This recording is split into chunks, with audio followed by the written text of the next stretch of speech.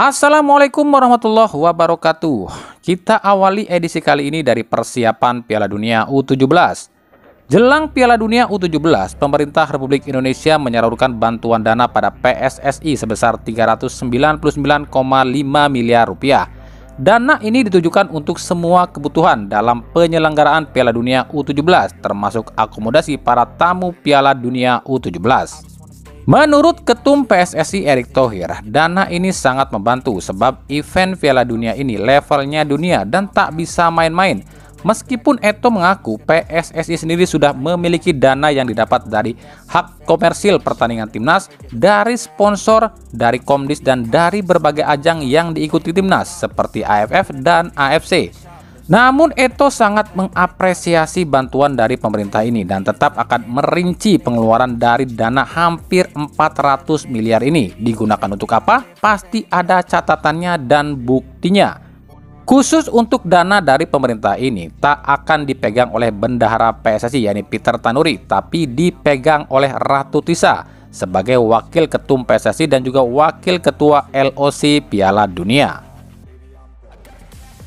Tapi bukanlah di Indonesia namanya, jika apa-apa tak dinyinyirin. Ada saja pihak-pihak yang nyinyir atas bantuan pemerintah pada PSSI ini. Ada yang bilang pemerintah ini pilih kasih lah, kenapa cuma saat ketumnya ini seorang menteri barulah pemerintah beri bantuan pada PSSI. Kenapa saat ketum-ketum yang lain dikala PSSI ada event, pemerintah ini gak berikan bantuan pada PSSI dan gak sebesar itu. Lalu ada yang bilang PSSI beginilah, pemerintah beginilah, inilah, itulah, dan berbagai macam nyinyiran lainnya. Inilah netizen di negara Wakanda. Jangankan niat buruk, niat baik aja dinyinyirin cuy. Ada orang yang niat baik bikin donasi dan membantu orang dan membantu sesama, malah dihujat. Kayak yang kemarin itu tuh Beckham Putra yang mau donasi sama korban pengeroyokan, malah dihujat si Beckhamnya. Emang rusak ya otak sebagian netizen kita. Harusnya kan gini loh, terlepas apapun maksud dibalik setiap tindakan, mau itu ada maksud-maksud tertentu kek, mau itu tulus apa enggak kek, itu enggak penting. Yang penting seseorang sudah berniat melakukan kebaikan aja, itu udah hal yang sangat bagus. Soal niat itu cuma Tuhan dan si pemberi itu yang tahu. Kalau tujuannya positif ya kita dukung. Jangan ini mah yang anarkis yang dibelain, yang baik malah dimusuhin. Dunia terbalik.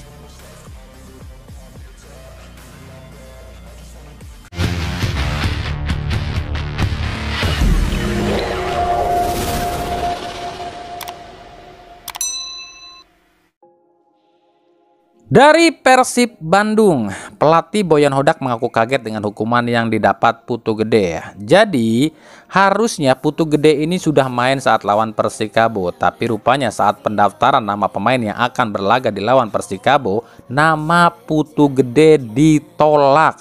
Apa sebabnya?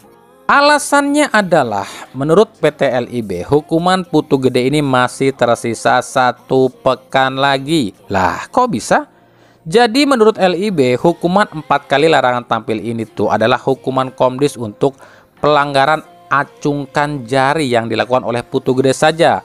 Namun hukuman kartu merah lain lagi. Jadi total hukuman Putu Gede ini semuanya adalah 5 pertandingan. Lucu ya. Maka dari itu Boyan Hodak pun kaget sebab selama dirinya menjadi pelatih di berbagai kompetisi baru ini menemukan peraturan yang sangat aneh. Padahal aksi Putu Gede ini nggak merugikan siapapun, tapi seolah-olah Putu Gede ini dianggap membunuh seseorang saja. Berdasarkan informasi yang saya terima, Putu Gede masih terkena sanksi melawan Persikabo karena dia sanksi pertama adalah kartu merah. Kemudian selain itu ada sanksi tambahan 4 pertandingan. Ini sangat aneh buat saya. Selama saya melatih di mana saja belum pernah ada peraturan seperti ini. Seolah-olah Putu Gede ini membunuh saja, ujar Boyan Hodak yang kami kutip dari Tribun Jabar. Ya emang aneh sih, bahkan sangat aneh, sebab setahu kami ya selama kami mengamati sepak bola belum ada satupun tuh yang namanya pemain bola dihukum 4 pertandingan cuma gara-gara acungkan jari tengah. Kita ambil contoh ya di berbagai belahan dunia, seperti ya Jeremiah Matthews saat masih di Barcelona. pernah acungkan jari tengah saat melawan PSG di Liga Champions. Hukumannya cuma 2 pertandingan saja. Lalu juga yang dialami oleh Didier Drogba saat masih di Chelsea. Dia pun pernah acungkan jari tengah saat Chelsea kalah dari Burnley di perempat final FA Cup 2008. Drogba cuma dihukum 3 pertandingan.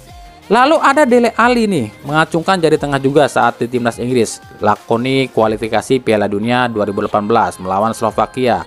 Dan Dele Alli cuma dihukum 3 laga. Dan masih banyak lagi pemain-pemain dunia lain pun yang lakukan aksi serupa, tapi tak ada satupun hukumannya itu sampai 4 pertandingan. Cuma di Indo doang. Dendam nih kayaknya Komdi sama Persib nih.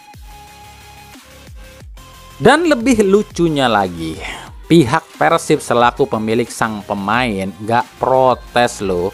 Ini Persib nggak tahu atau pura-pura nggak tahu karena lantaran terlalu manut sama PSSI. Padahal kan kalau diprotes bisa jadi pembelajaran ke depannya. Inilah keanehan yang terkadang dibikin oleh klub-klub liga kita. Nggak mau protes meskipun disakitin. Kalau di Liga Inggris beda, PGMOL selaku komdisnya Liga Inggris ini pun bisa dihukum juga. Kalau PGMOL ini bikin keputusan yang kontroversi dan merugikan klub, klub bisa protes dan PGMOL ini bisa didenda sesuai dengan denda yang diterima oleh seorang pemain. Di Indo mah mana bisa kayak gitu. Yang ada kalau klub protes sama PSSI malah dibikin susah sama PSSI, ya enggak? Wakanda gitu loh, senggol dong, cuaks.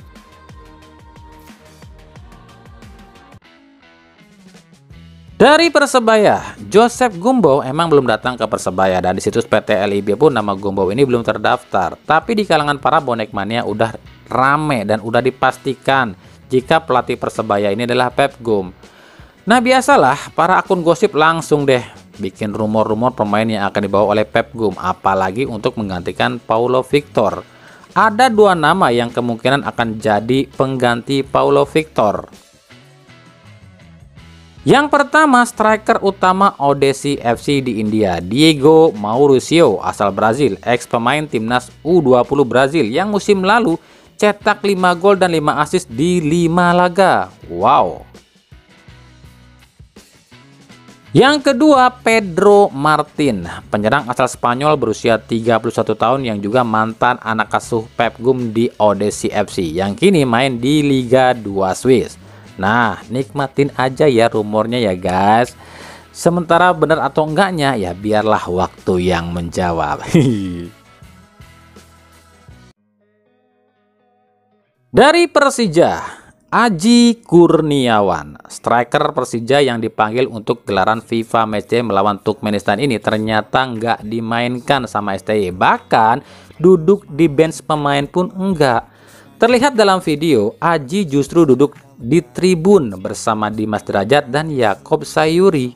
Kami pribadi belum tahu alasan sebenarnya kenapa Aji ini nggak dimainkan atau lebih tepatnya dicoret di detik-detik terakhir. Kalau Dimas dan Sayuri sih udah tahu ya mereka ini cedera hamstring, tapi ya mungkin aja Aji pun cedera saat pemanasan.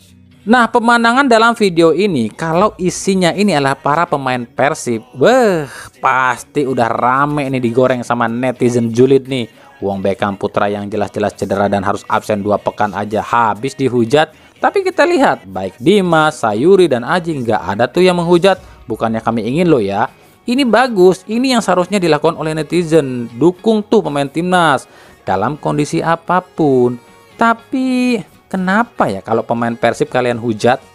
Padahal ini udah diposting loh di akun Instagramnya Pasukan Ngapak. Tapi ketika kami telusuri di kolom komentarnya, ini hampir semuanya bersih loh.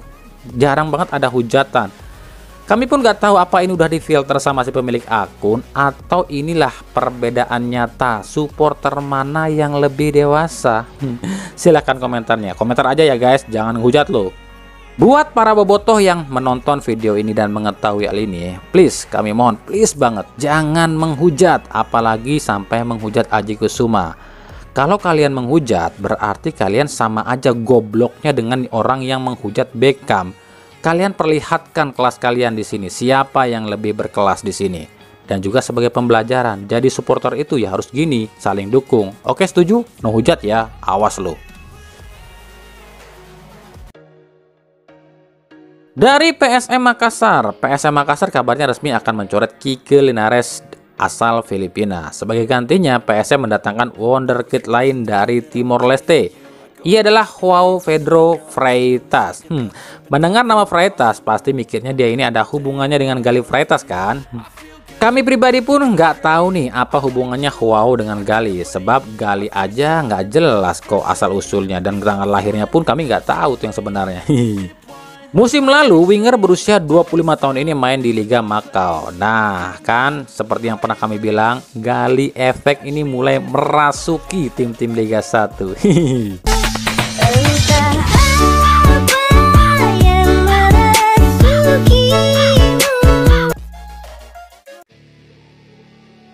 Dari Liga 2. Liga 2 off dulu ya, meskipun putaran pertama belum kelar semua, masih ada beberapa klub yang belum main. Sebab ini kan di satu grup itu ada 7 klub. Jadi otomatis ada yang ganjil, satu klub ini paling mainnya tuh belakangan. Seperti Perserang, lalu Persipal Palu, Persipap Pati, dan PSMS Medan.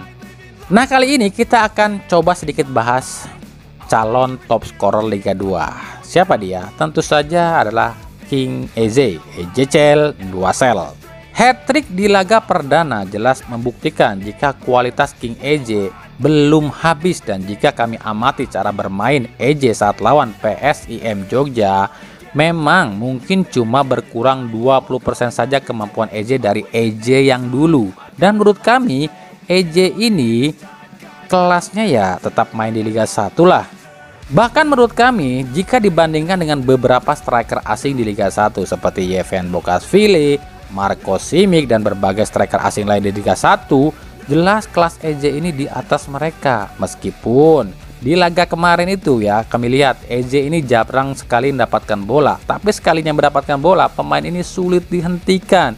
Jadi jelas Eze bisa saja nih, jika terus mencetak gol di Liga 2, bukan nggak mungkin klub Liga 1 akan berebut untuk mendapatkan tanda tangan Eze di bursa transfer ini.